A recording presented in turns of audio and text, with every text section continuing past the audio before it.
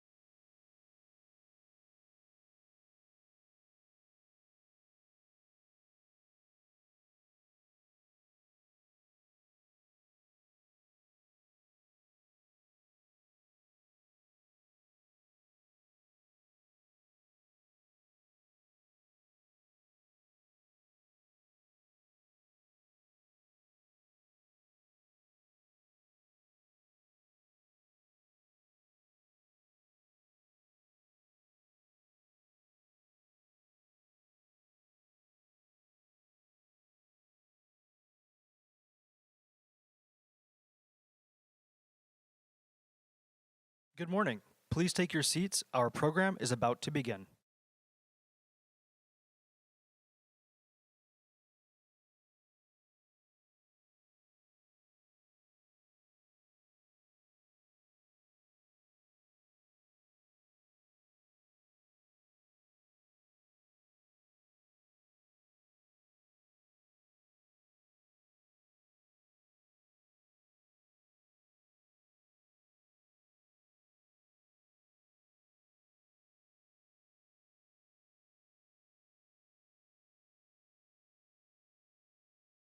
Please welcome Josh Parker, Head of Sustainability at NVIDIA.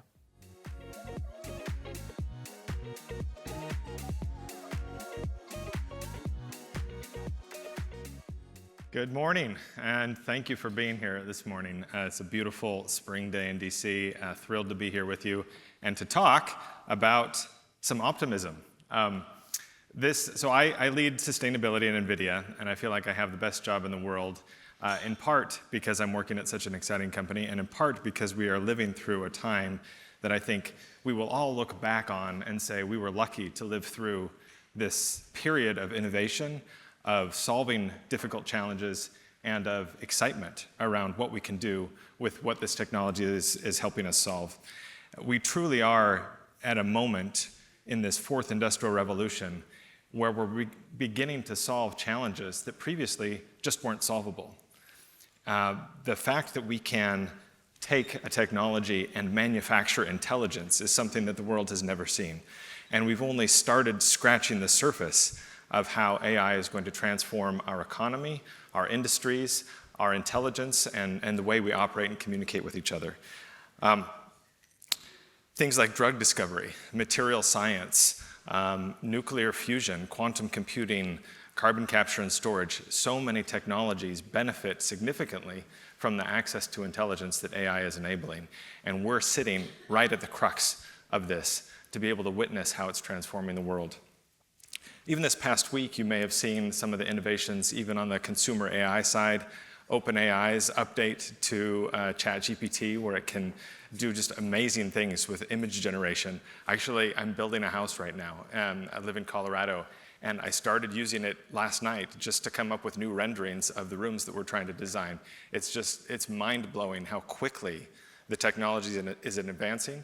And if you aren't keeping pace with it every week, you're likely using old information about what AI is capable of doing. It truly is the most exciting period that I've seen in my life. Now, technology is exciting. It can help us solve problems. It isn't always a replacement for policy. And in fact, I think it's rarely a replacement for policy, but it can be a very compelling enabler for policy. And it can help us achieve all of our public goals, whether it's economic development or other public goods. But we need to use it in a prudent way, and we also need to make sure that we are capturing the benefits of the technology that it offers. When you have access to orders of magnitude more compute than you have in previous generations, when you have access to new intelligence that was previously unimaginable, you can do new things. Whatever problem you're trying to solve, whether it's optimization or prediction or anything else, AI can likely help you achieve that goal.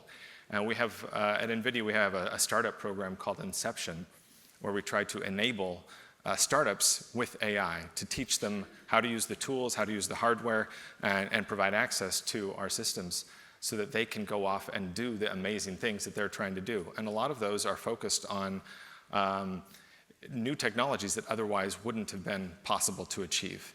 AI really has a democratizing impact on technology, allowing people with very little learning curve to be able to do amazing things with technology.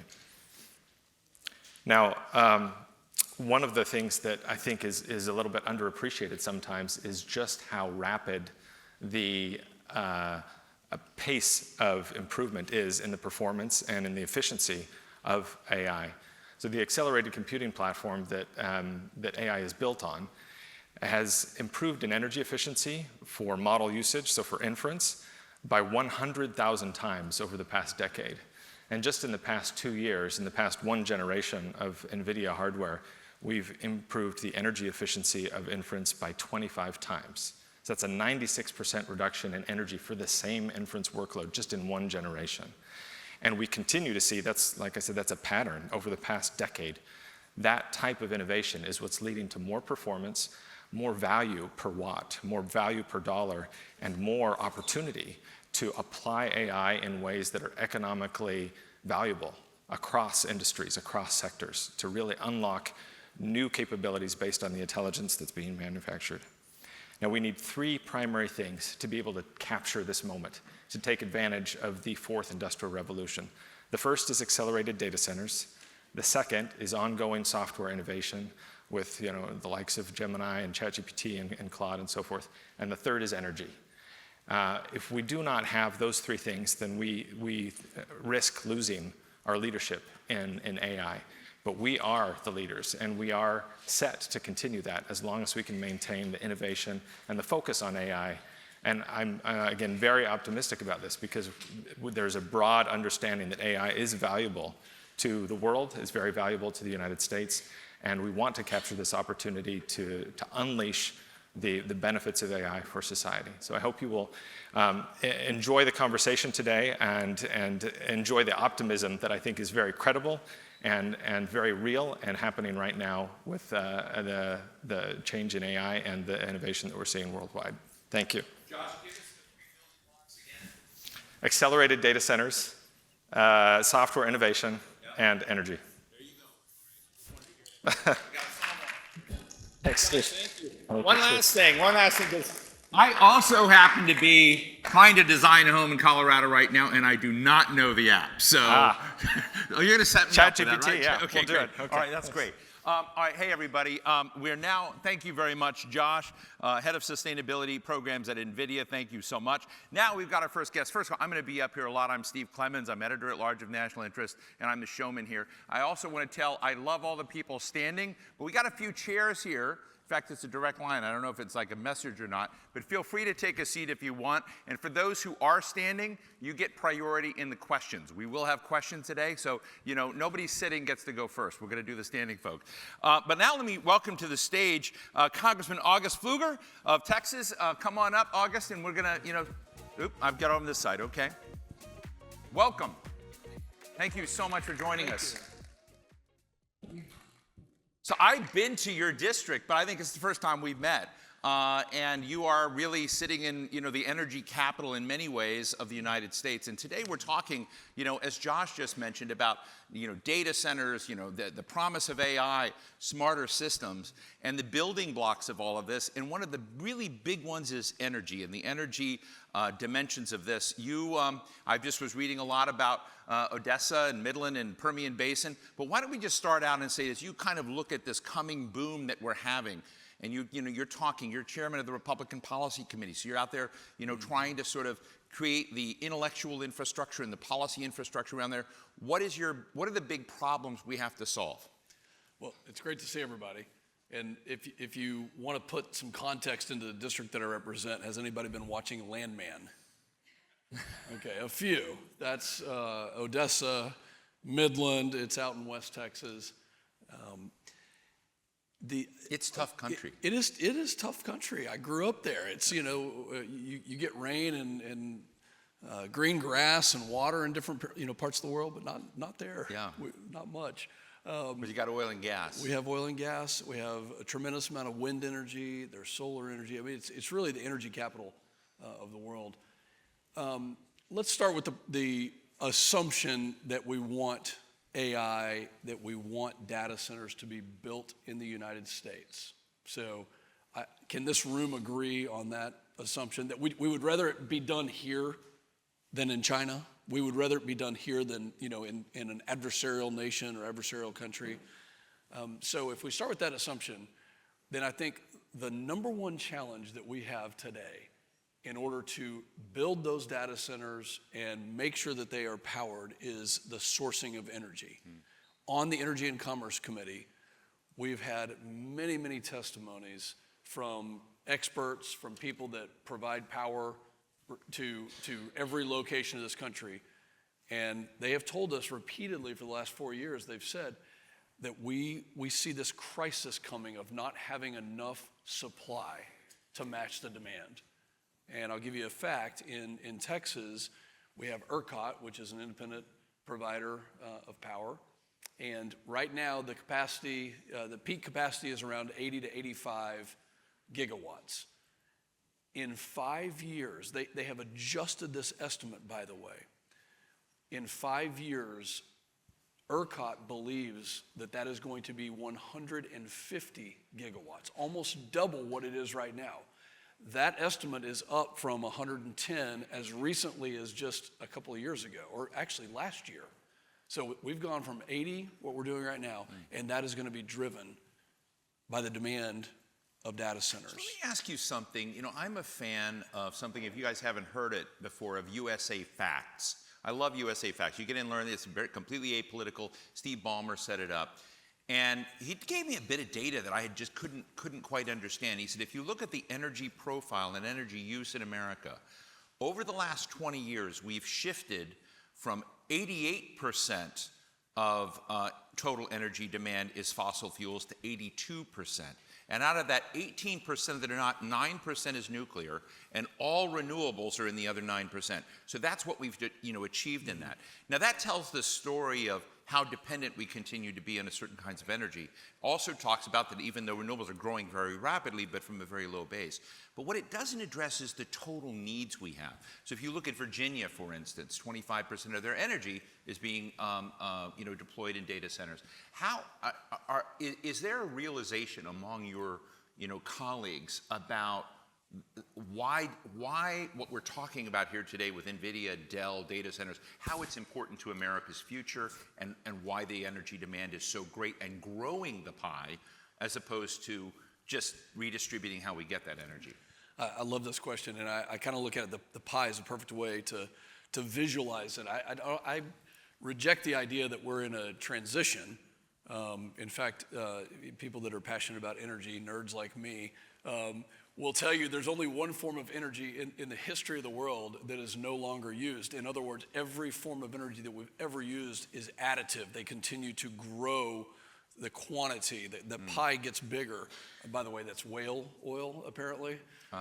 Okay, there's some nerds out there. I see you. Are we still using whale oil? No, apparently that's the only one. I think the only energy we've stopped using, right? That's the only one. So, gosh, that just took me completely off track, We'll get back to the pie. But the pie, we'll get to the quantity. The composition of energy, the sourcing of energy, we're expanding it. And there is a bigger role for renewables. But in Texas, and I'm going to speak to that because that's where I'm from, that's where I live. In July, when it's 110 degrees out there, I guarantee you, if I looked right now, the composition of our grid right now is probably 45% wind. Right now, it's about 70 degrees in Texas, my hometown. This is throughout the state. It's probably 11.5% nuclear. You can look on ERCOT and check me on this. I'm just guessing right now. It's probably 20%, 22 to 23% natural gas. It's probably 0.01% solar. And then like hydropower. I want to know where the hydropower in Texas is, but it's 0.5% hydro. And I'm like, where is that? I want to go there. But all of those things are important. We need all of those. But what's most important when it comes to providing for data centers and for households and for businesses is what we call dispatchable power. You need the power now. Solar is great at 3 p.m. It's had all day to build up, and it works from about 3 p.m. to about an hour after sunset. Right. But it doesn't work after that. Maybe battery technology will get there. Natural gas is what carries you through.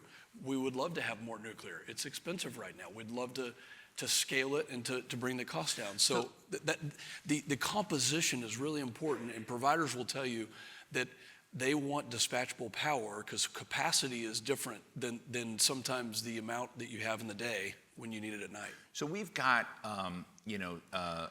leading figures today, both from NVIDIA and Dell, but also data centers. We've got the CEO of Pepco Holdings, who's a power provider here, a utility.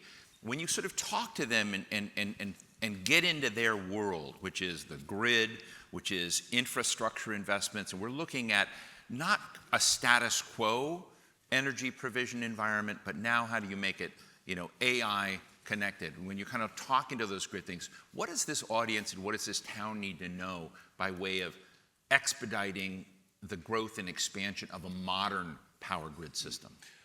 Let's move at the speed of commerce. At the speed of reality.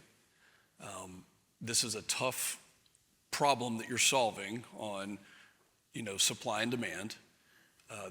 The phrase permitting reform comes up in every discussion. Congress, I believe. So I want to organize the super summit on permitting reform. Everybody seems to be for it, but then what's getting? I want to bring the villains in. Who's against it? Who's against this? Yeah. We need to move quickly. We need to take care of the environment. There's no argument there. It's the ability to then solve the problems of supply and demand, and I think the role of government, and this is what, there are different views on this, so I will give you my view from my side of the aisle. The role of government in this is somewhat limited. Let's set the conditions. Let's not pick winners and losers. The three legs of the stool, if you want, on energy: affordability, reliability, and sustainability. And sustainability means different things to different sides of the aisle, and that's okay. We can talk about that. But I think for this room, if we all agree that we want AI, data centers, that we want to continue to do this here in the United States of America, we need to set a predictable pathway for industry to do the things and solve the problems that I don't believe government can solve. I think private industry is going to solve these problems. So we don't need to be in the way. Don't compete with Uncle Sam. Have a predictable time horizon. So let me put you on the spot. You've already introduced the Unlocking the Domestic LNG Potential Act. So got LNG, but when you think about legislation that's needed to deal with these infrastructure permitting issues, where is that? Do you have a brain trust in the study committee, or do you have a caucus or others that's saying we need a war room around investment in new energy provision? We do, and my hope is that this becomes bipartisan, because right now it's on the Republican side. There's a team called the HEAT team, the House Energy Action Team. We talk about all sorts of energy provisions. The conversation. Call it the House Energy. Yeah, it's call it beautiful. The cooler team. We're going to be talking about cooler. We can try that. We can try that.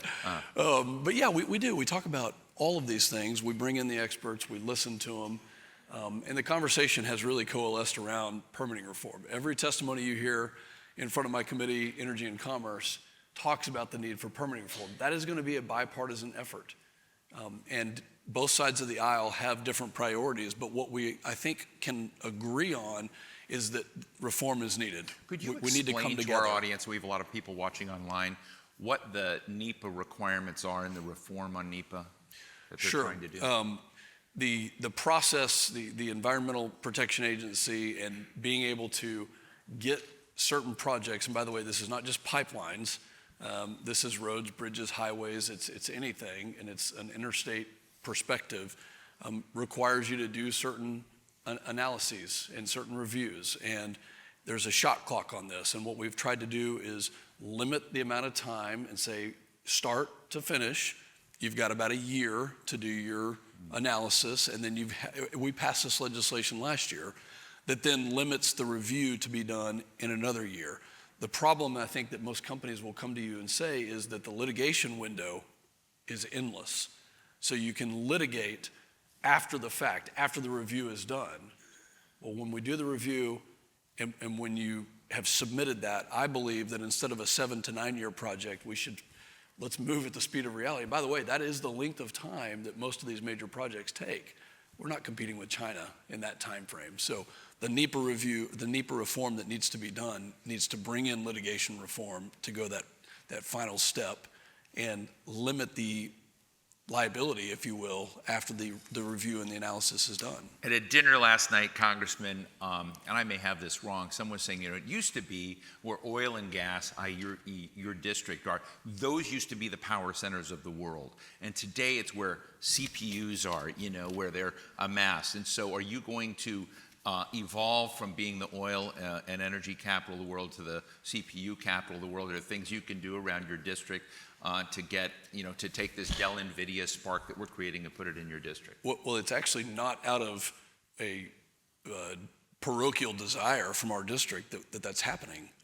These companies are coming to us, and the reason they're coming to us is because they see the windmills, they see the solar farms, they see the natural gas, and they're building data centers in our district because they're close to all of those. And so they don't have to transport it in a pipeline or on a transmission line. They're just building where the energy actually is. And what they do, it's brilliant because what they're doing is they're online, and when energy demand is highest, i.e. when it's hottest in the middle of the summer or in the dead of winter, yes, it actually gets cold in Texas, then they're able to come offline or reduce their draw on the system and actually push it back on to the grid. We got a couple of minutes. Why don't we take a question from the audience? And anyone in the back row except his staff can ask a question. So anybody have a question or comment for the congressman? All right, we don't have any. We'll have right here. Yes, we'll bring a mic right to you, and tell us who you are. Thank you so much. Excuse me. Thank you so much for being here today. Christina Moore, partner at Womble Dickinson. I represent several companies that are in the renewable energy space, and they're very active right now because Congress is considering budget reconciliation. A little bit closer. Yeah. Sorry. But Congress is considering budget reconciliation, which will have a lot of impact on the solar industry should the tax credits be repealed.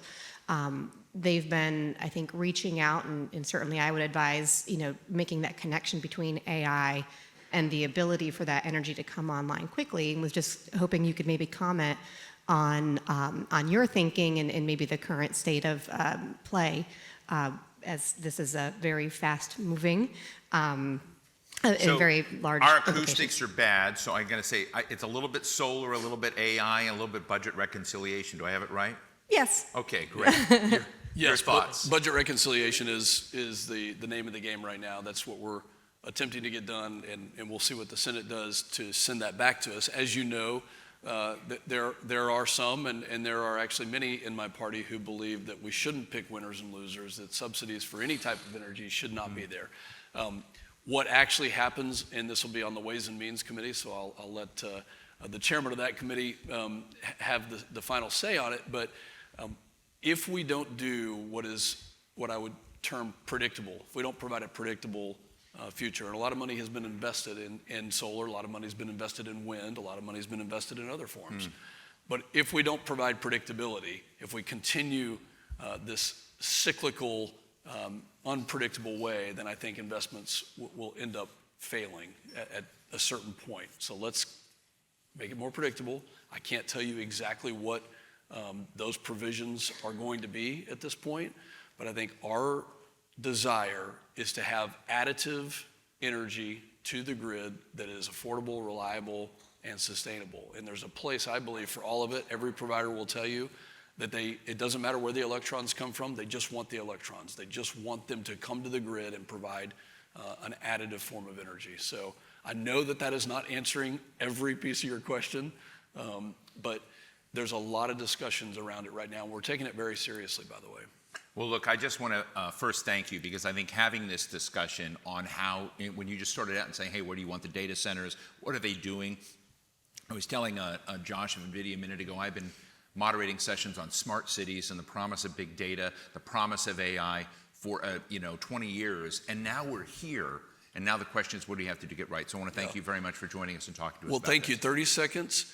The reason this is important, it's a national security issue. I know everybody uses that term. It's cliche. I actually served in the Air Force. I've seen where another country, specifically China, gets a competitive advantage on us. And all of these things have to come together. I really believe that if data centers are built in the Chinese mainland or some other adversarial country, that we will be at a big disadvantage. So energy is a key factor in allowing the growth and the building of this. Thank you. And I should mention that August Pfluger is a member of the Board of Visitors at the Air Force Academy, and he knows what he's talking about when it's synthesizing all these. And ladies and gentlemen, Representative August Pfluger from Texas 11. Thank you very much. Good to see you, my friend. Thank you. Okay. We're going to...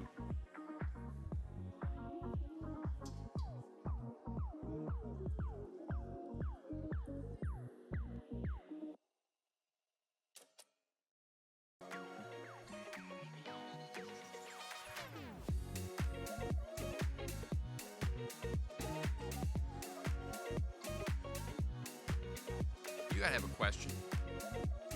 You're gonna have a question for me, right? No? All right, Paul Saunders will have a question.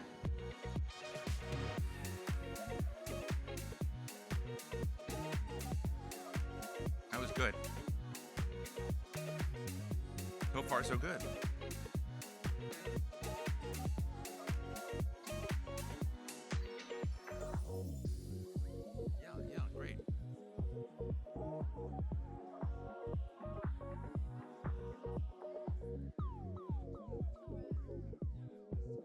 Okay. Okay, everybody.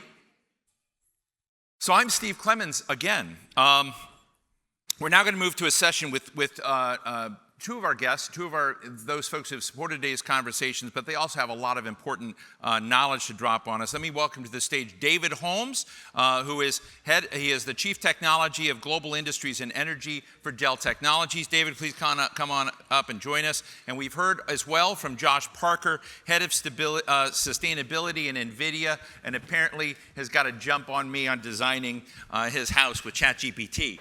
And visualization stuff. So we just heard that. Let me just start with the congressman sort of talking, and I should say thank you for wearing coat and tie. I wanted to be like a tech bro today, so I kind of came this way.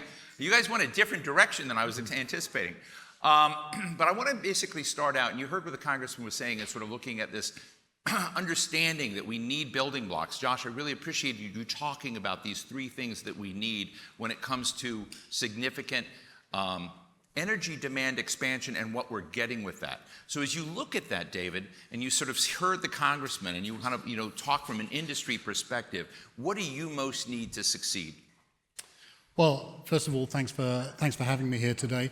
From a Dell Technologies point of view, this is an essential moment for us. As the essential infrastructure company for AI, producing the compute, storage, networking, and all the components that go into making these systems, we're kind of focused on thinking about three different things. One is efficiency.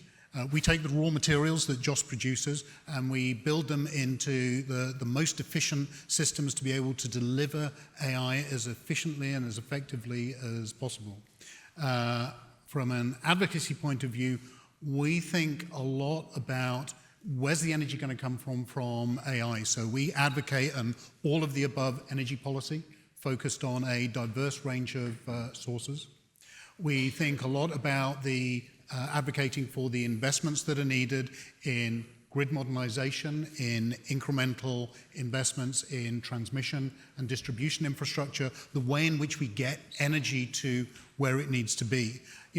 The grid was invented by Thomas Edison in 1882. If he came here today and looked at our electric grid, he'd say, yeah, that looks pretty much like the thing I designed. And we need to think about how we're going to transform the grid to meet the needs of the current generation of... So our goal is to shock Thomas Edison's ghost. A little bit, yeah. And then we also need to think about, what's the role of data center operators in this new universe where data centers are consuming a huge amount of power.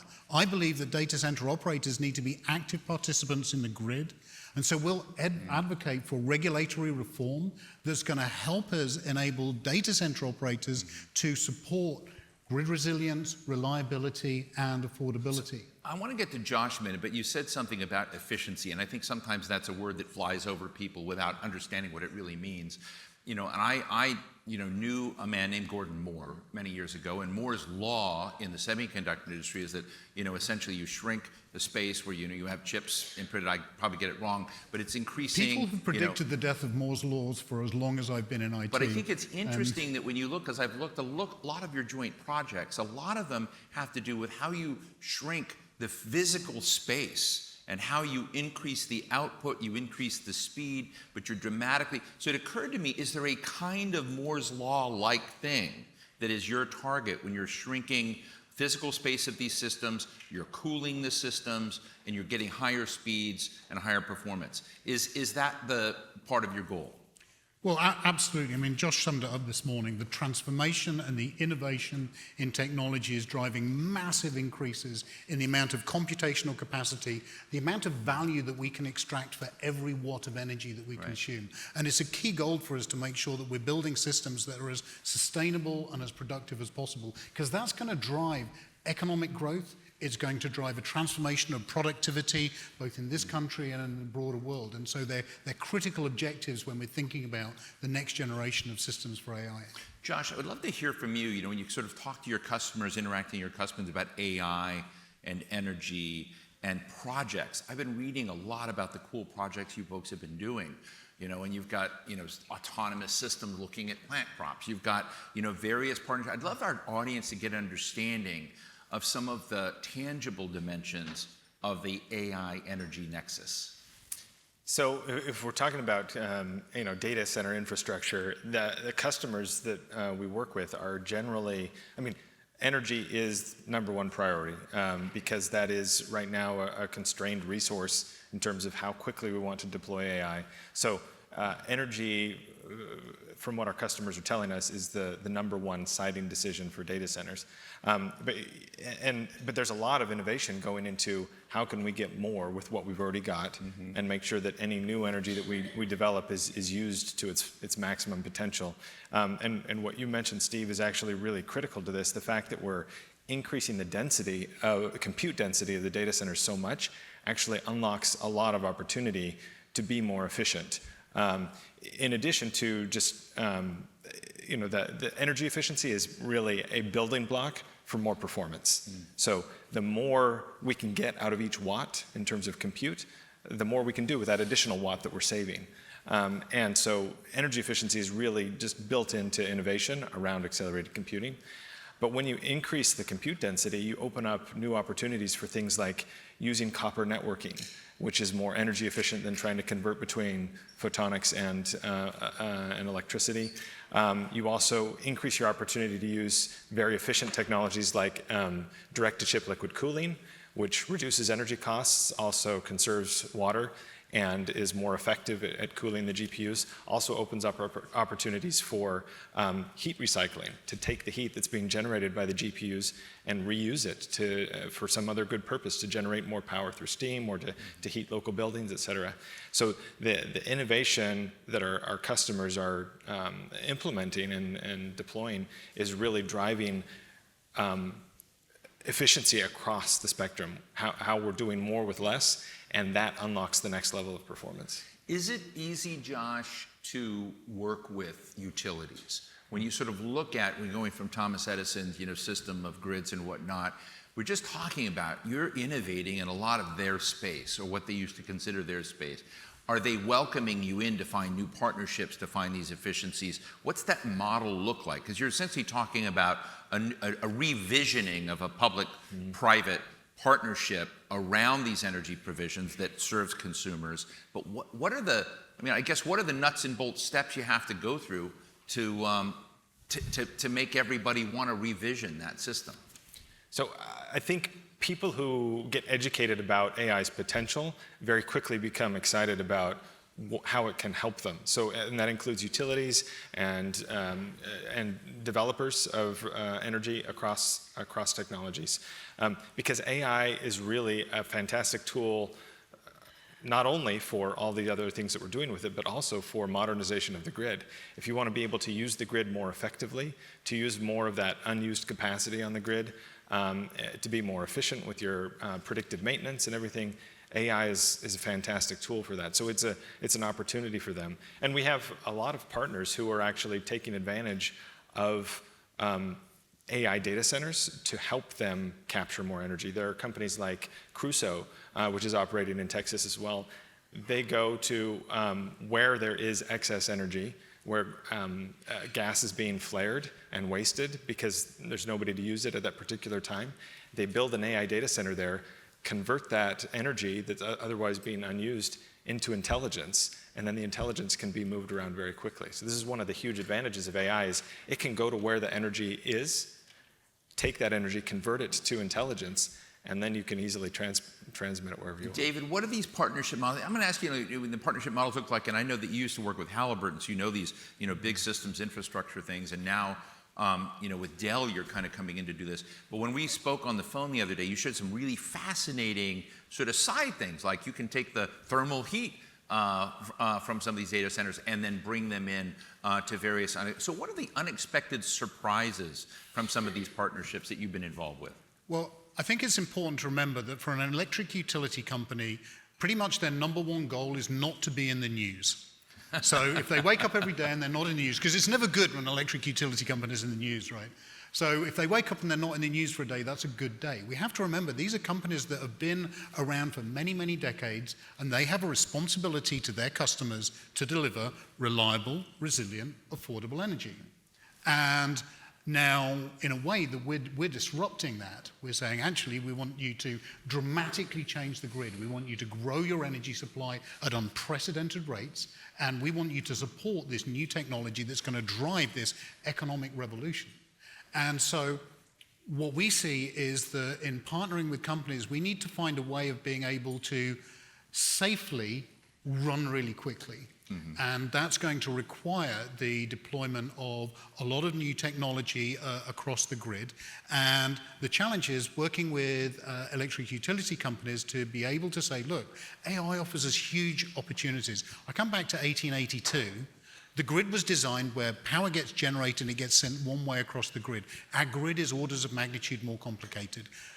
We have huge amounts of intermittent energy generating capacity we have to integrate. We have storage capacity. We have new systems and the opportunity. We've never thought about how we manage the demand side of how do we control how much is being demanded from the grid, because we've always thought about how much energy is being required and how will we supply it. And we need to build a new way of operating the grid that supports demand-side management. It'll need a new set of tools and a new set of innovations, things like vehicle-to-grid technology, thinking about how, for example, data center operators, again, can become grid participants. Think about co-location of energy generation with data centers. We need to think about the regulatory environment that's going to support those data center operators being able to enhance and increase reliability, resilience, and affordability of grid operations. And these are the areas where we see there's huge opportunities for technology companies and electric utility companies to work together for the greater good of energy consumers, but also in terms of being at the heartland of driving economic growth. So thank you. Josh, I spend a lot of time talking to governors. I like governors. They're sort of CEOs of policy in a way. And I interviewed recently the governor of Virginia, Glenn Youngkin, and also Wes Moore, the governor of Maryland, together. Both two very impressive people.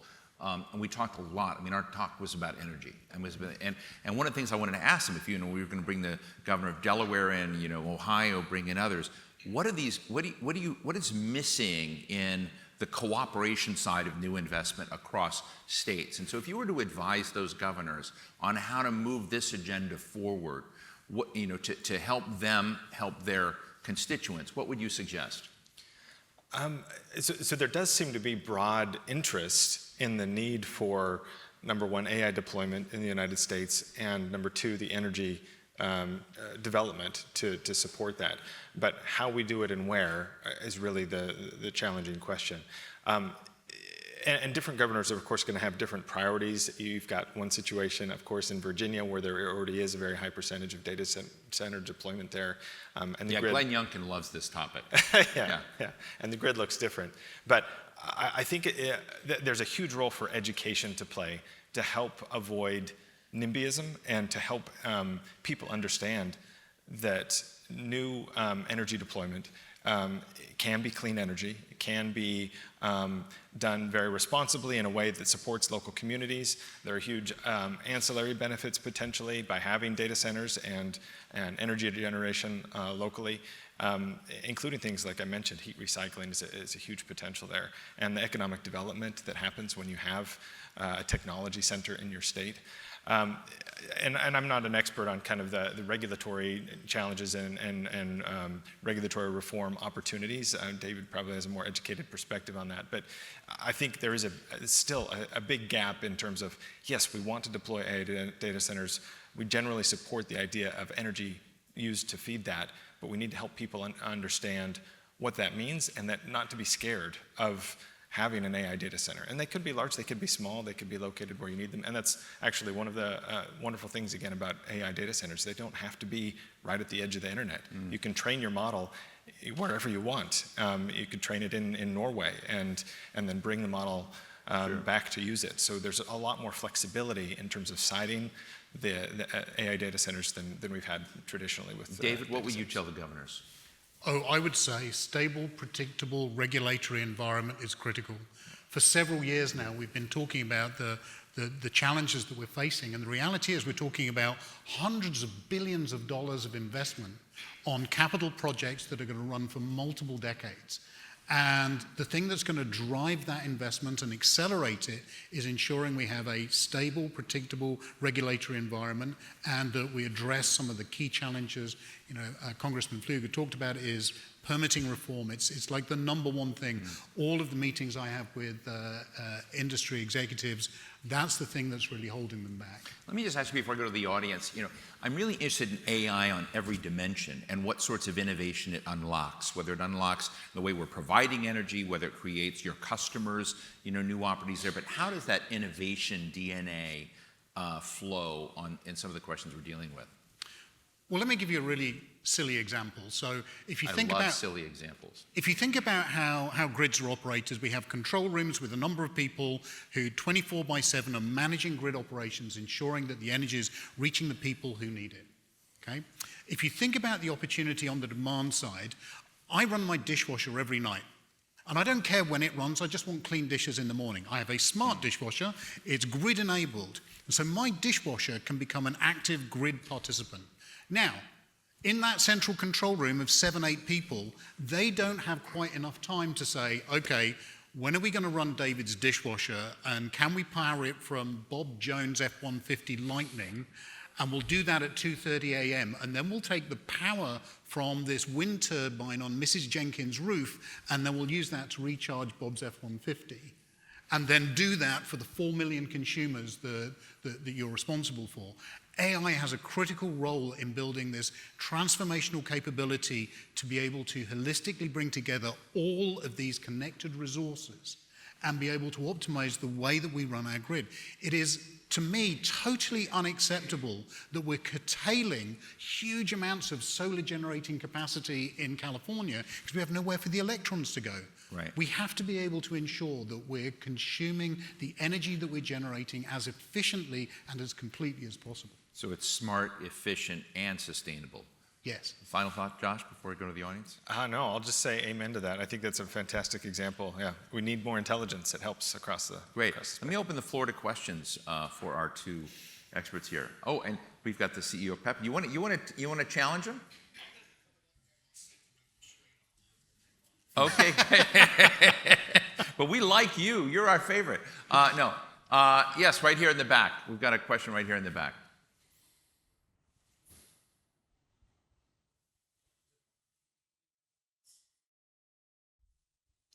Hey, David, Josh, thanks.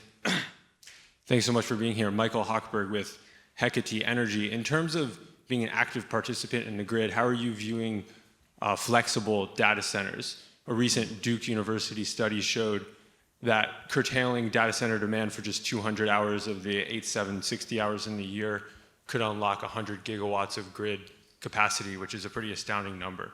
Is that something that you're actively working on, or is it still kind of a pipe dream? Did you hear that? I didn't. Yes. So I need you to give us short form and loud. I'm sorry so we're on the wrong set of the acoustics here, and I apologize. I'll just Come on up. Come tell it. Walk up here. Yeah. Just walk up. Just tell. There's no protocol here. So I heard data centers, and it's either plug it in or unplug it.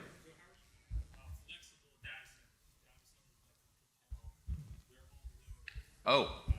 So this is a great question. Can you reframe that question? Go ahead. Yeah, so I think the question is, I talked about data centers becoming active grid participants, and I think the question is, well, what does that actually look like? Right. So there's a couple of parts to this. First of all, every system that we produce has a management board in it that controls the power profile of the system, and we can dial that up and we can dial it back, depending on grid conditions. So if the grid is under extreme load, imagine if we can just dial back even 15%. That might be, 150 megawatts of power that we're releasing back onto the grid. Secondarily, there's a lot of discussion around co-location of generating capacity and storage capacity at data centers. We need to think about how we can most efficiently use that and provide that capability of a way of supporting resilience, reliability, affordability, and sustainability of the energy to the broader grid and the broader community. We need data centers to become net positive contributors to the energy system and not just a kind of a sink and a risk to resilience, reliability, and affordability. I'm just going to ask Josh a final question. It is. I love doing this with Dell and NVIDIA. I mean, you're two of the most important transformation companies in the world.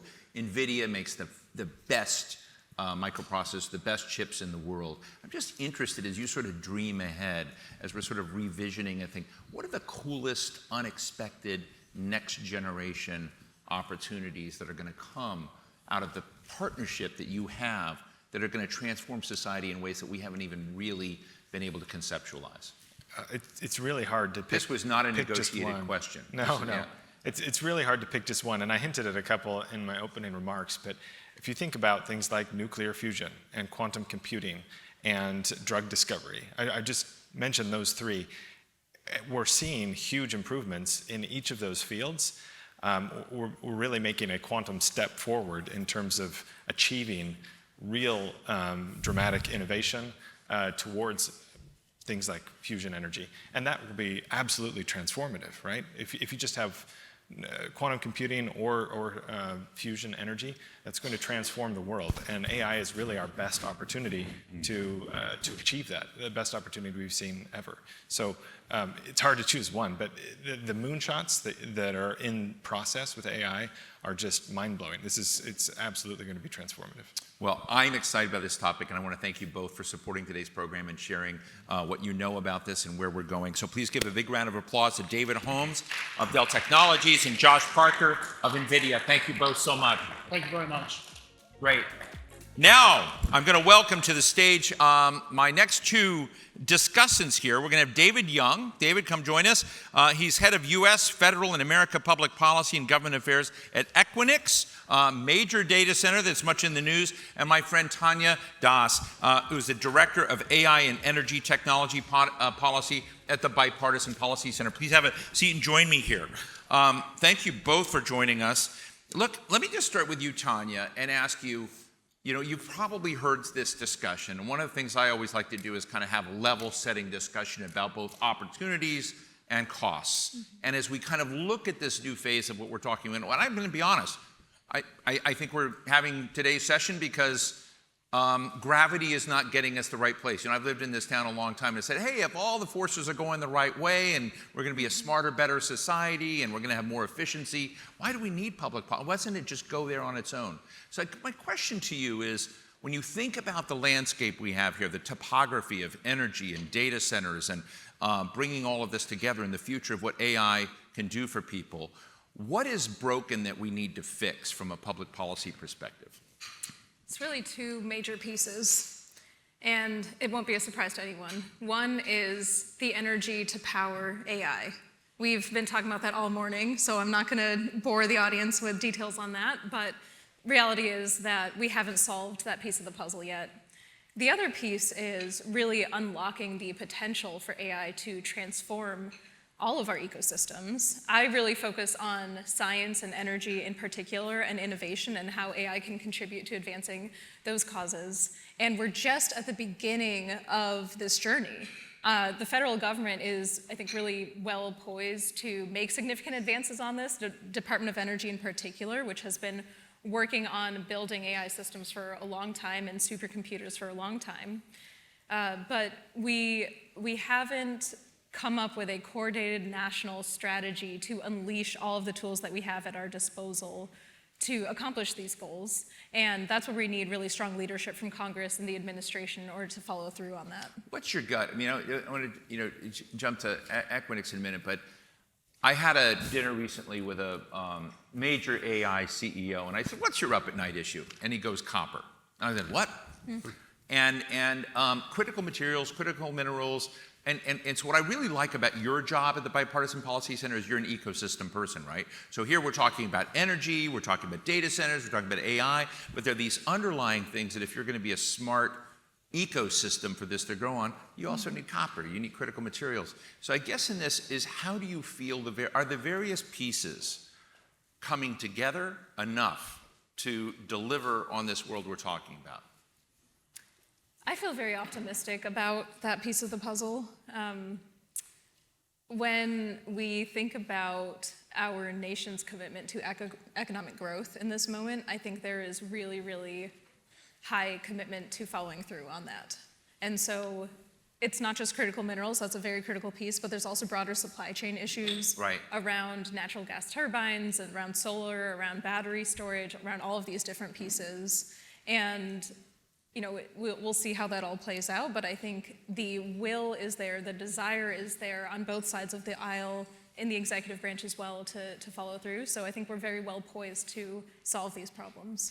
David, let's talk data centers. So where's the gentleman that asked that question? Did he what, are you with a data center? Are you with a rival company? Oh, you're in power generation, but you just like data centers. So I'm really interested in data centers. Because you used to say data centers and people's eyes would glaze over. Absolutely. They'd go to sleep. Now you're a hot ticket, hot property, and of course you're a big part of what's going on in Virginia, and everybody wants what you do now, apparently.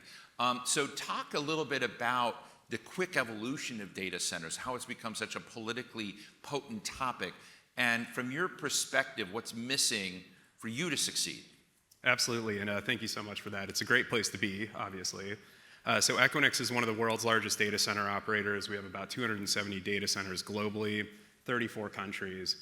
Data centers are foundational to everything we do today. You're in 34 countries? 34 countries. August Pfluger wants them all in America. Did you hear And that? all Yeah. in the Permian Basin. Yeah. And we're certainly, we're looking everywhere there's power. But data centers are very foundational to everything we do in our everyday lives, whether that's, NASDAQ runs in our facilities, financial ecosystems, hospital centers, DoD, the intelligence community.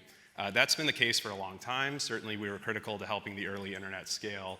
Now, of course, we're seeing huge demand driven by AI. And I think what's really encouraging is that there is a widespread bipartisan understanding that in order to win the AI race with China and maintain our leadership there, we have got to solve for the power availability constraints.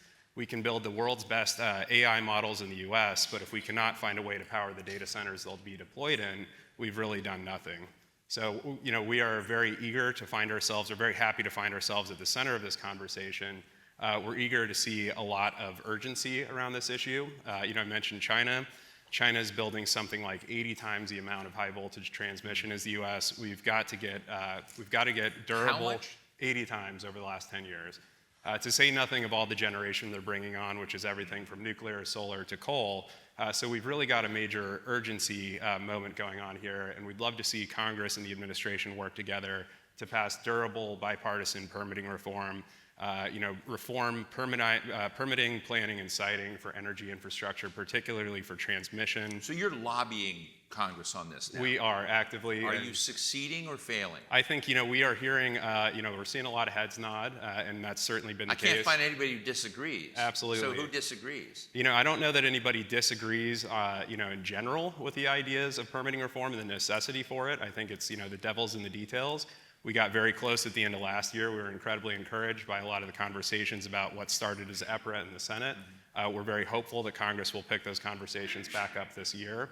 Again, I do think that there needs to be some urgency around this. If we do not solve for this, we risk ceding U.S. leadership to potential adversaries such as China. So I'm going to pull up some notes here because I got this list of really cool, innovative partnerships that Dell and NVIDIA have been fueling, and I just want to raise them because I'm wondering if there's a marketing challenge. So, I have some customer examples. This is one company called, Worley that's got 50,000 employees. They're, with Dell AI Factory and NVIDIA. There's, another case with the University of Pisa, is this large-scale scientific research and simulation thing. So I'm interested not just in the interaction of a data center, because I don't know if customers feel warm and fuzzy about you. They might feel more warm and fuzzy about our utility CEO because he's kind of cool. But what people are warm and fuzzy about are the benefits that they get from AI and innovation and doing this. And I'm wondering if we're marketing those things enough, Tanya. Are we talking about the fruits that come out of this ecosystem? Well, to take a step back, I think we need to remember that data centers are used for way more than just artificial intelligence, right? Anytime you use the internet, you're going through a data center. Anytime you stream a movie on Netflix, you're going through a data center. Anytime you use an app on your phone, you're going through a data center. And these are really foundational infrastructure for living our lives. Now, that said, a lot of the electricity load growth that's happening today is happening due to AI data centers in particular. And your question points out that we are so early in the development of the actual applications of AI. So when you talk about a marketing challenge, I would actually say those applications don't even exist yet. And that is the imperative for us and the call for all of us in this room and for Congress and our government to really lean in on those applications. The initial application that we're most familiar with is large language models, ChatGPT. I'm a huge fan of that technology. I use it every day. But there's also opportunities for AI to transform the way that we do science, the way that we discover new materials, the way that we accelerate innovation. AI has been applied to accelerate fusion energy as an example. And those are the things that we need to invest more in and unlock. And I think the marketing issue will then come later once those applications actually exist. Just a quick one, just to jump in. There's this Moyo in South Africa. I mean, I just find this bizarre and cool. Is in these AI-ready workstations, which Dell and NVIDIA have. They have autonomous drones, and they're monitoring potato leaf disease. This is something I never thought I would be reading about or thinking about, but there's some system out there that's doing this, which no doubt is helping a lot of people, or in others, moving farm coverage, Natural Fresh Farms, a brand I know very well in terms of where these are going on. So it just kind of raises, the interesting question of conceptualizing in some way what the promise of AI innovation built on these foundations is there, and because they're all using your data centers, right? Absolutely. Tanya really underscored just how critical data centers are to our everyday lives. We have strategic partnerships with our friends at Dell and NVIDIA, both for the Dell AI Factory with NVIDIA, as well as private AI. But any Fortune 500 company you can think of is likely running in an Equinix data center today. Something like 70% of all global data traffic is crossing our platform. Right. So we have all been using Equinix today, with many of us not even knowing who Equinix is. So I think the industry, needs to do a better job of, getting out there and talking about our criticality, but also the benefits of having these data centers, having them in the U.S., having them in our communities. We provide, huge tax bases for the communities we operate in. I think Loudoun County gets something like 60% of their entire tax base from the data center community. And these are, very well-paying jobs that do not require a college degree. So they can bring a significant amount of economic development to communities in addition to just the services they provide. Let me just ask as we wrap this up. We've got Tyler Anthony we're going to talk to in a minute, as the CEO of Pepco Holdings. I met him today. I really like him, but he finally says, are you one of my customers? And I said, yeah. And he says, well, how do you think of our service? And he says, has it gone down lately? And I said, no, it hasn't. So we're sort of talking about that. We have you in the room with Equinix. We have NVIDIA and Dell here. We had a member of Congress, and we got a smart policy person here. So I'm interested, as you kind of look at the social contract and the way these institutions are flirting together. They're here together today. I don't know if you hang out together when you're not at a conference that we organize, but what should we do by way of thinking of aggregating and collecting purpose and goals in this space that we're not doing today? I mean, I'm going to bring Tyler up here in a minute and sort of talk about what can he do better? What can you do better? What can NVIDIA and Dell do better to kind of tie these common bonds together better than they are from your perspective? I think we're doing a pretty good job. I think if we can continue to get on the same sheet of music about the absolute necessity to ensure that we can lead, that the U.S. maintains its leadership in the AI race, and that is a national security and economic security imperative. I think all industries, whether it's data centers or it's chip manufacturers or it's the utilities, we've got to come together. We've got to solve these solutions. We firmly believe that if we're able to solve for the power availability constraints in the U.S., it's not only going to benefit AI and data centers and technology, it's going to benefit all industries, advanced manufacturing, it's going to benefit all ratepayers. Well, that's great. If I could jump in on that. So BPC actually has a really exciting project that's focused on this ecosystem building that you're referring to. We are launching our AI and energy task force tomorrow, of which Dave is a member, which I'm really excited for. But we're bringing together all the relevant players who are in this ecosystem. NVIDIA is also a member. We've got a couple other tech companies, utilities, independent power producers, NGOs, and academics, to cover the landscape of both the electricity demand piece of this and the AI application piece of this, and come up with consensus-based policy solutions across that broad coalition. Because exactly as you pointed out, Steve, you really need all the different pieces of this puzzle, all of the people in this ecosystem, to be able to come up with workable solutions. You're launching this tomorrow? We're launching this tomorrow. Can they attend, or is it gone online? How do they find out what you're doing? You can come to our website to find out more about it. Bipartisan policy, bpc.org, right? That's right. Well, listen, I want to thank David Young, head of U.S. Federal and America's Public Policy and Government Affairs at Equinix, and Tanya Das, good friend. Thank you so much for being Director of AI and Energy Technology Policy. Really well named. I mean, I don't know how you got that job title, but congratulations at the Bipartisan Policy Center. Please give them a big round of applause. I bet this is fun. All right, we're going to take a chair away and move here to the next session. Tyler, come on up. We can do this. We're fine here. Thank you, my friend. Good to see you. You're doing a great job so far here today. So what do you think, guys? Great well, job here today. Ladies and gentlemen, Tyler Anthony is the CEO of Pepco Holdings, and I just love the first, you just measured me up right away when I met you in the green room, said, are you a customer? How many of you are customers of Pepco? Right. How many of you are happy? That was about half. No, but tell them the story of how unpopular Pepco used to be. Well, many of you may not know this, but back in 2012, Pepco was not only rated worst utility by the Washington Post, worst company in America by the Washington Post in 2012. I came to Pepco in 2016, and over the last 9 years, we've been able to improve the reliability of your service over 50%. It's been a good run. So when I often ask customers, many people have felt that improvement, whether you're in Maryland or you're in DC, and we have a lot of great men and women behind me that make that happen. So I feel that we're in an inflection point. So the reason why we're doing this today is that AI has gone to becoming a concept. I remember, let me just tell a little story. In 1999, I was a co-founder of something called the New America Foundation. And we got $1 million grant from the Markle Foundation to help Americans in different sectors, farmers, lawyers, policy people, to understand how the internet was going to change their profession. We had to actually, come in and do focus groups so people could understand that this thing that we've now taken for granted and how our lives have changed so much, to conceptualize that. I think that's where we're on the inflection point of AI, actually changing everything again, and we see the infrastructure building out in energy demand, energy centers. That's why we're talking about this ecosystem. Are you ready for the massive surge in demand for your services? I want to say the answer is yes, and we play a significant role in this. When you heard the different speakers today, and I thought they were all very astute on the topic, you have to think of the grid as the connector that makes all of that happen. And why do I say we're ready? There was commentary up here about, well, 100 years ago, the way we supplied power is very similar to today. And I've been in the industry a long... 1882, a little bit longer.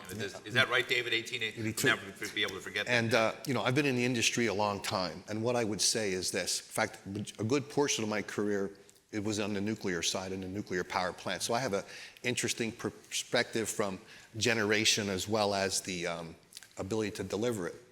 But I would tell everyone that in the last 10 years, the grid has developed more than it did in the previous 100.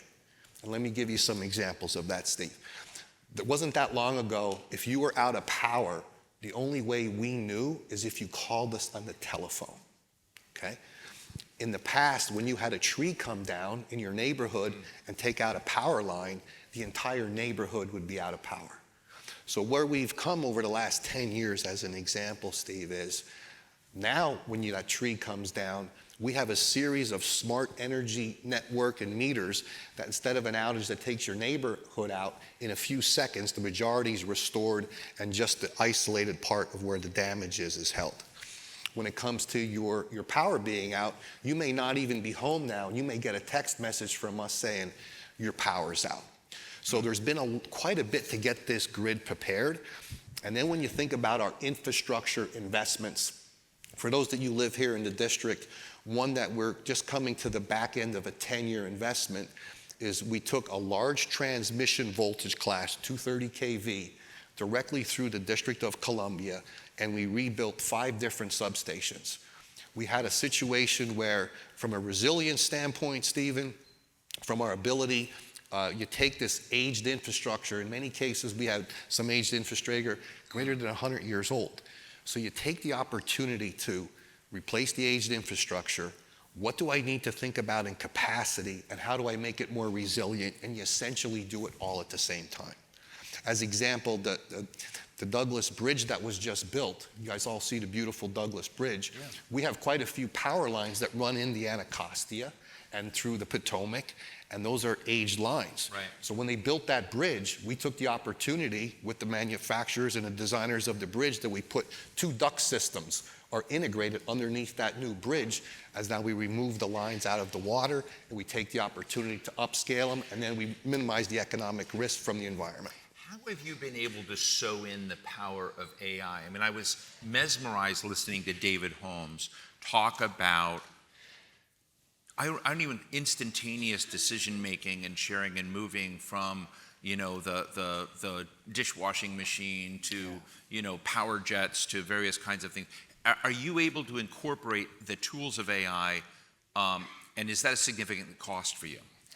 I think the answer is, I like the commentary about like we're in the beginning stages of it, but I'll tell you where it's been very promising as how we leverage the AI.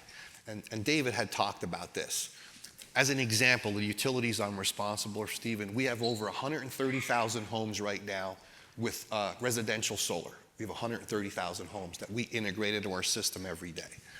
We have the situation where we have a pilot running right now where we have 150 residential homes that we've put batteries in their garages, and then we do a virtual power plant at peak times, take that solar from their batteries that they stored, and then we leverage that to peak shave that hot August day. And what that does for our customers, Steve, is I don't need to build the next substation. So I would tell you, when it comes to AI, leveraging that technology to help us integrate, whether it's the solar, the comments about how the data centers, can you put that data center in? I don't build the transmission line, but we do it in such a way that those 20 hot days a year, we dial back the data center, so we're not just constantly, the answer is build more infrastructure, how you get the most demand out of it. And I think that's AI's biggest opportunity for us. So you heard a lot up here, including from the congressman, about permitting reform needs. Does permitting matter to you? Very much so. You know, what's interesting in our situation is I liked how you could characterize it with the congressman about everyone agrees in principle it's the right thing to do. But here's where it starts to change.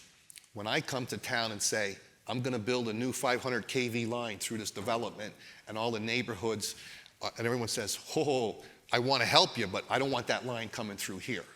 Or in the case of the data center, if you just think about power in our country, Maryland, net importer of power. DC imports all of its power. So we're dependent on other states to migrate power into us. So as you go to your question about what I see is, the key is partnerships, whether it's legislatively, regulatorily, as David and Josh had talked about, or the utility, those partnerships about what's the integrated plan of where you're trying to go, I think is critical. So I am doing a deep dive into this because there's a lot I don't know. I don't know when we talk about the grid, whether we're talking about the regional grid, whether we're talking about whether there's a national grid, whether it's really a federation of grids. And I'm interested, if it is a federation of grids, which is my instinct that they're tied together, there's probably some lowest common denominator of performance to sort of be attached to all that.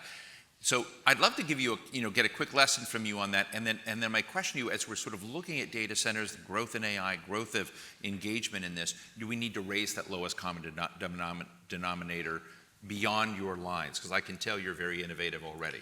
You know, it's a very good question. We had talked about. I thought it was going to suck. I mean, I was afraid. But it's very, because we talked about the congressman talked about his regional operating group. The regional operating group we operate here in the district is we're part of what they call the PJM regional operating group. So to your question, it is a national grid broken up into a few key sectors. Right. We're a member of a 13-state regional operating group, and give you a data point. In talking to the CEO of the PJM here in a recent call I was on, they forecast just the need in our 13 states over the next 5 years to be in excess of 30 gigawatts. And when you think of a gigawatt, think of a large-sized power plant as being 1 gigawatt. So when you think about the demand of 30 power plants needed in just our 13 states in just a few years. So David and Josh from Dell and NVIDIA, very smart, been thinking about this. And one of the things I've been listening to very carefully is how they are innovating in a space about how you might provide energy. Are there opportunities for closer collaboration between a utility and private sector companies where you have the common goal of doing this? Should the social contract between all of you folks be changed in a way to help modernize the system? I think it's a great point. I think that we're better than we ever have been together working, but there's so much more opportunity. So I do think there's an opportunity for collaboration where, I'll give you an example. I have some of my staff in here today. We just spent, I have an executive team of about 25 officers. We have spent 3 full days in the last month and a half just learning about AI, its capabilities. How can we help our customer segmentation? How do we take that data that we're talking about and how do we leverage it more? And in the utility industry, AI has impacted the customer space the most so far. But we see it really helping us. Because the other thing that we haven't talked about, Steve, with the different conversations is, one of the things that slows this down is, how do you pay? What's the structure of that power plant? How do you pay for that? How do you get a company, whether it's an independent power producer or through the regulation of a regulated utility that does generation, how do you pay? How do you pay for these transmission lines? And that's where things tend to slow down. And I keep going back to partnerships. I'll give you an example of a conversation I had. One of our risks, Stephen, is about speed. I can't stress enough my exposure now to the speed around data centers. I just had an agreement I just signed in New Jersey for 1.5 gigs. We're on the phone on a Monday. I'm with their staff, and I said, okay, we're going to try to tie into a 500 kV line. We'll really work hard on this, and we'll get to you next week and give you some initial thoughts when I can get you the first 300 megawatts. Right. The phone goes silent, and they said, Tyler, we were thinking about where you're going to be. Can you answer this tomorrow or Wednesday? The speed in which people need this is it's almost overwhelming to the grid. Do you know Lou Herkman? Mm-hmm. He's coming up next. Okay. And he's at Department of Energy. We're in trouble. Yeah. Yeah. We're in trouble because Lou's here? No. No, it just occurs to me. I want to go to the audience to see if there are any questions, but we've got you, we've got Dell and NVIDIA, I've got the data centers, I got the policy person, I got the Department of Energy, I got a member of Congress. We could just probably all go in the back room and solve all these problems, I said to him when we were meeting, I was with Dave in the back, I said, Steve, give me a flip chart. I think we could figure this all out back here. Yeah. Well, let me see if there are any questions for our friend here, CEO. Questions? Somebody's got a question. Yes. When we bring a mic here, when you're close enough, we'll be able to hear you. This is great. No, we're on camera, so I want to make sure the camera can hear you too. Go ahead. Awesome. Hi there. Ashley Flipshin, founder of a semiconductor manufacturing company. I'm interested, to what degree is Pepco leveraging AI, but for operations? So whether that's for a lot of these issues that are coming up very quickly on a daily, or if you want an answer in a couple days, new types of materials that can be used, different types of grid planning, et cetera. Yeah, great. And I think it's just a question for the whole audience of, what are the tools that everyone is using on a daily basis in their own business operations? That's great. So the question was, how are you absorbing AI, deploying AI within your own systems, pretty much, right? Yeah, Dell? it's a very good question. I would say the biggest exposure we have in our customer area right now, we see the most advancement in the utility industry that we're exploiting. You had mentioned grid planning. We talked about the 100-year utility. Before, grid planning was very straightforward. I have base load, I go through a line, I make a prediction, growth, economy, and I say, I'm going to need X by Y years. Distribution system planning has taken a whole new realm. As an example, on that feeder, how many people are going to buy an EV next year? I don't control that. When I do a demand response program and say to the people on that feeder, if you sign up for this, I can give you a discount, but I need behaviors from you or I control that thermostat. Well, how many people turn out? I have the best example I can give you on this one is we're doing a couple different unique things. We're working with Toyota and Ford right now in vehicle to grid technologies. in the future, and I don't mean future, I'm talking 5 years or less, think of your automobile will now be a battery that you drive sometimes. Think about how much our cars all sit. That could be actually an asset to help you manage your energy costs that you drive. And then what AI can do, some of the initial findings has been, the AI models can predict what you're going to do in a 24-hour day greater than 99% based on your behaviors. So it knows what's the opportunity on Friday night you're going to need some charge to go out for dinner. And then you take that asset and you don't think about it as this depreciating car that you drive sometimes versus an asset with AI that can actually provide you benefit. Just as an example. Well, I'm going to just say, first of all, thank you for taking us down this rabbit hole of your energy, needs and how you think It's about exciting. it. Yeah, I mean, it's very exciting. I just exciting love the stuff. fact that you were here all day listening to all this. We would love to have you back and continue this conversation. Very good, Steve. Please give a round of applause to Tyler Anthony, President and CEO of Pepco Holdings. Thank you, man. Thank you. And now, last but not least, I want to invite to the stage Lou Herkman. Lou is the Principal Deputy Assistant Secretary for Energy Efficiency and Renewable Energy at the Department of Energy. Are you a popular person in the Trump administration? I'm about the only one there now, so... It's great. Okay, Lou, yeah, thank you great, so much thank for you. joining us. I don't know if you heard the congressman speak. Yeah. So I've I gotta actually tell you, stolen as a some guy who listens to people, and the thing that I almost fell out of my chair is this is a strong Republican, MAGA Republican, Odessa thing, and he basically said, "Hey, I think our load right now is about 45% wind." I said, "Wow." Yeah. It's really interesting in terms of looking at that in the embrace of a diversity of energy sources. And so I know you have the renewable energy portfolio out there, but as you've listened to our conversation about this coming and I would say happening now surge in demand. You see it in a couple of the states around us, but you sort of see the promise of what's going to come up from AI and the deployment of that to solve a lot of society's problems and to create new innovative things to do there. Well, tell us what your dashboard is. And I want to tell everybody one thing. If you're the Principal Deputy Assistant Secretary, it means you do all the work and somebody gets the credit.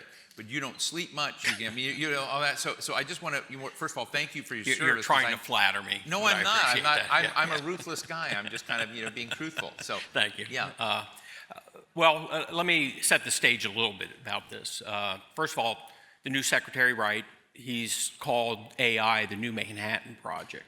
And it's probably the highest, and it's a war, quote unquote, we have to win, just like World War II. He equates it to the Manhattan Project. Now, three of his most principles going forward that guides everything we do is he wants affordable, reliable, and secure energy for all Americans. Okay, so having said that, let me give you an example of what we're not doing correctly. And I'll use Virginia as an example here. I live in Williamsburg, Virginia. Just maybe 30 miles over here by Dulles. I think it's the largest concentration of AI centers. All the internet for the US goes through there. It's exploding, and that's where our demand is coming from. Were all the data centers around Colonial Williamsburg? Is that what No, that's, we still burn wood there. I see. But, so take that and then compare what's going on to the Hampton Roads area. Right. We're building the largest offshore wind project in the country, supposedly 2,500 megawatts, okay? It's 2,500 megawatts that will deliver electricity at maximum 40% of the time. Dominion wouldn't even guarantee that, okay? Ratepayers and taxpayers are on the hook for $14 billion for that project, okay? The State Corporation Commission said during the regulatory process they would not have approved the project if the state legislature hadn't created a mandate for the project. The project cost is not justified. Dominion's customers bear essentially all the risk, including cost overruns and lack of performance. Finally, they summarized, would not be deemed prudent as the term has been applied by this commission in its long history of public utility regulation. The reason I bring that up, okay, that $14 billion, if reapplied up here, could have bought 14,000 megawatts of firm power, 90% with combined cycle gas. So my point is, we're building and incentivizing the wrong kind of power for the AI industry. And these are very sophisticated. So how do we get the equilibrium right from your perspective? What's the public education or the legislative education dimension to get that equilibrium right when you have just incumbent demand growing like crazy? Well, I think the biggest thing, and I don't know if I forget if you asked August Pfluger this, but the incentives that have been around for wind and solar have distorted all the markets. So my quick answer is the market will figure that out. But we have all these distortions with these tax incentives, the PTC, the ITC. They've been around for 30-some years, coming up on 35 years. They're supposed to be temporary, but that's distorted everything. So I was listening to Josh of NVIDIA and thinking about sustainability. Yeah. And I say, okay, let's take that word away. Are we also talking about efficiency? Are we talking about a conservation that's coming through smarter deployment? As you think about those new, and AI may in fact help us create, more of an autonomous judgment ability in how this is doing. Has that crept into the system yet from a policy perspective? Boy, been there 9 weeks, so I can't. 9 weeks? I can't give you the firm answer on that. But one of the things we're working on, and like I said, been there only 9 weeks, and I can't believe this technology has been not under wraps, but people just haven't heard about it. It's called enhanced geothermal. Typically, you think about geothermal, but there's a company right now with private money building a 400 megawatt plant out in Utah, and it's going to generate, like I said, 400 megawatts 100% of the time, and its customers, Google. They're building it for a center. It's all privately funded, and so enhanced geothermal, you typically think of it restricted by geography, out west, Iceland, Yellowstone, things like that. But what we are geysers, wherever the geysers are, right? Exactly. Yeah. I think Yellowstone's going to explode or something like that. Yeah. But the idea is, and what we are going to do is do test wells, and what we want to do is produce that geothermal anywhere in the country. Right. So we want to do a test well in the PJM area, and it's just a factor of how far and how much it costs to dig down. And what they've done and what they perfected was using fracking technology, which once again was developed early stages at DOE and then perfected by industry. They're using that same technology and using it for their enhanced. And so they're drilling down. Out west, you only have to go down 4,000 or 5,000 feet to hit hot rock. We don't know what it is out east, but that's what we want to find out. And it has the ability that some of these closing plants, you could put these type of geothermal plants there. You're hooked up to the grid, and you have 24/7 reliable energy. Lou, where is nuclear in the picture? So you mentioned Utah, which I know Utah's massively planning to expand its nuclear thing. We had dinner last night with a guy from the Nuclear Energy Institute. I can't remember the number. He said we've got basically 90-some operating nuclear power centers in the United States today.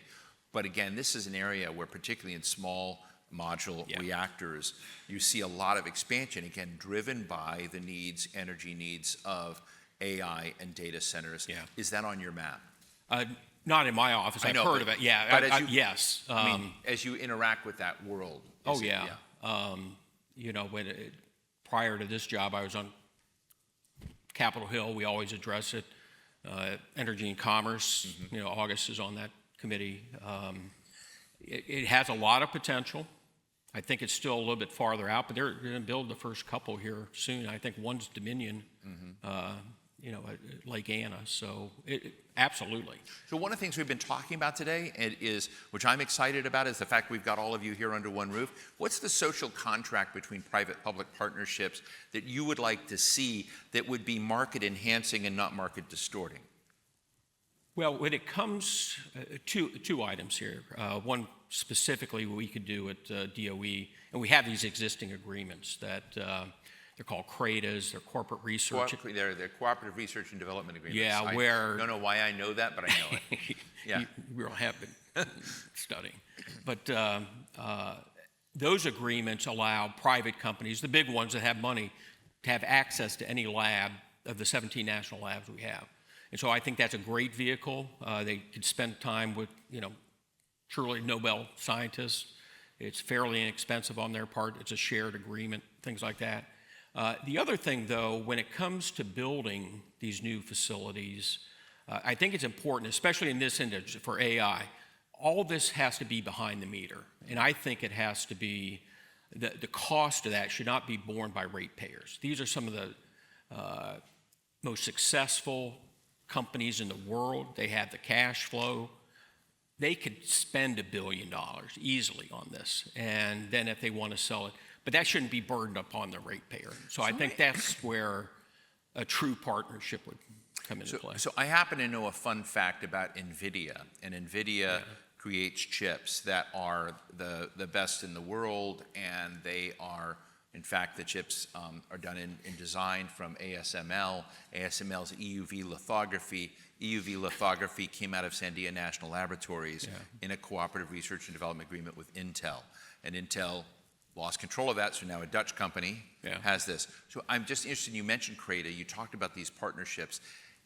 Is the Trump administration looking at the ecosystem of innovation around the fact not only can we kind of innovate and create that, but how do we deploy it in a way that doesn't end up in Europe or Korea or Japan, which is not to say that technology shouldn't go there, but how do we get that proprietary investment and return back into our ecosystem of innovation?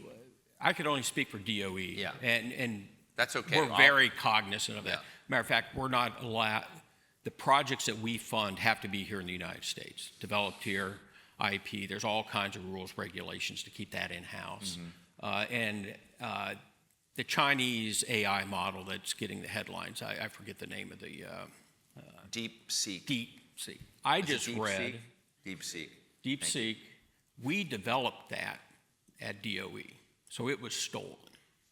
And I don't know the details of it, it's only my points here, but there has been over the years, this is my second time at DOE, that we've had security concerns, especially with the Chinese. And that happens all the time. You could hear it from industry now.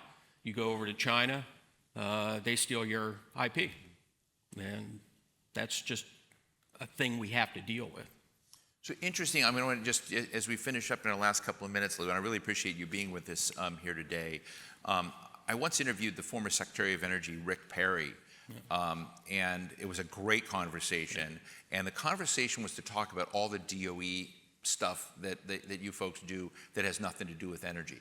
So you have like supercomputers, in health looking and processing data, when you sort of look at large models and data bits, the DOE is a surprisingly huge footprint in this space. So I'm just interested in your insights as we're talking about AI, data, information, and connectivity to energy. What are the lessons we ought to be walking? What are blind spots there? What should we be fixing? What should, this will be our final word here, but what should we be walking away of trying to fix today? Well, we're definitely going to utilize AI within DOE. You mentioned all the resources and the national labs. Those aren't owned by us, by the way. There's only one that's government-owned, government-operated. But cybersecurity is a huge issue. And my office, when you look at it, we take everything from critical minerals, where it's mined, to the vehicle itself. We have everything in between, advanced manufacturing, you name it. And so we're looking about how can we use all that knowledge for supply chain management to make sure cybersecurity issues are addressed in a cohesive way. So I don't know if that answers your question, but it's on the radar and it's things we're looking at. Are you excited? Absolutely. I'm exhausted, though. Terry. Excited and exhausted. Well, I know every deputy said, let me see if any quick questions here. Paul Saunders, you got a question. So Paul is my friend. He's director of the president of the Center for National Interest that publishes the journal, The National Interest, of which I'm editor at large. But Paul happens to be very knowledgeable on power as well. Thanks very much, Steve. I appreciate that, and certainly appreciate the plug too. You know, everybody come to nationalinterest.org and look at the site. So Lou, I'm certainly a great enthusiast of enhanced geothermal. I was very happy to hear you mention that. I didn't hear you mention the idea of using old abandoned wells or from the oil and gas industry for geothermal. What do you all think about that? My office, we don't get involved with that. I think the fossil energy office might be doing some things there. My first go around, I was running the carbon capture program. That's really the first time I've heard of using that. And so I can't answer your question, to tell you the truth. So, are there any other, just to wrap up, are there any other promising technologies out there in this space that you think are actually worth the investment? Because as I said, when you look at USA Facts, you kind of look at the shift in profile of our energy usage over 20 years. Some people say it's growing like gangbusters, but the overall shift is still pretty slow and pretty light. Well, let me, and Congressman Pfluger mentioned it about permitting reform. Yeah. Okay. The original renewable is hydropower. Okay, it takes 15 years, and they supply right now 10% of the power in the U.S. And Hydro does. And so just to speed up the relicense, it takes 15 years to relicense a hydro dam, okay? And it's being threatened, and that's firm, reliable, clean energy. And so if we address the permitting reform to speed that processing up, that'll open up more supply. And also, only 3% of the dams, the existing dams in the U.S., are hydropower. So we could bring on, I think, another 14 gigawatts if we do these smaller type of systems with existing dams. So, well, ladies and gentlemen, please give very, very hardworking and exhausted Lou Herkman, Principal Deputy Assistant Secretary, Department of Energy. Thank you. Nice to see you. Thank you so much for coming up here. We're going to have a word from a sponsor here in just a moment. Go ahead. Please welcome back from Dell Technologies, David Holmes. Fantastic.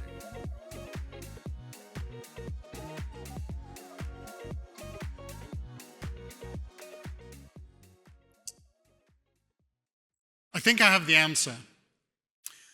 ChatGPT developed the legislative framework that we need to accelerate the delivery of a reliable, resilient, affordable, sustainable energy system to meet the needs of the AI generation, draft the necessary bills, and identify where we need federal and state legislation go. Okay. Ladies and gentlemen, Congressman Pfluger, thank you all to our speakers this morning and to our experts across the industries. It's been a great conversation, and thank you to everyone in the audience who've stayed with us for this discussion this morning. You know, what we've been talking about here represents one of the greatest opportunities in generations to transform our economy and maintain American leadership both in energy and in AI. The intersection of energy and AI, that's my job, is probably one of the most exciting places to be at the moment, and I'm convinced that we have everything that we need to address the challenges ahead. My hope is that we've added some valuable insight to addressing how best to harness and develop the energy necessary to power AI. I remain optimistic that we have the tools and the leadership that are needed to meet AI's energy needs and to ensure AI delivers on its full potential. The Congressman this morning talked about a predictable pathway to investment. We've talked about the need for building a stable regulatory environment that's going to drive and encourage the investment needed to ensure we maintain American leadership. And what we develop through private and public partnerships, through industry collaboration, can help ensure that America continues to lead globally, to drive economic growth, create jobs, and improve all of our lives. We should remember that this transformational capability of AI ultimately leads to advancing human progress, to giving us all a better quality of life. At the same time, we'll strengthen our energy independence and resilience and unlock the enormous potential of AI. We look forward to continuing to work with you all, working towards these goals as we move forward. Thank you all very much.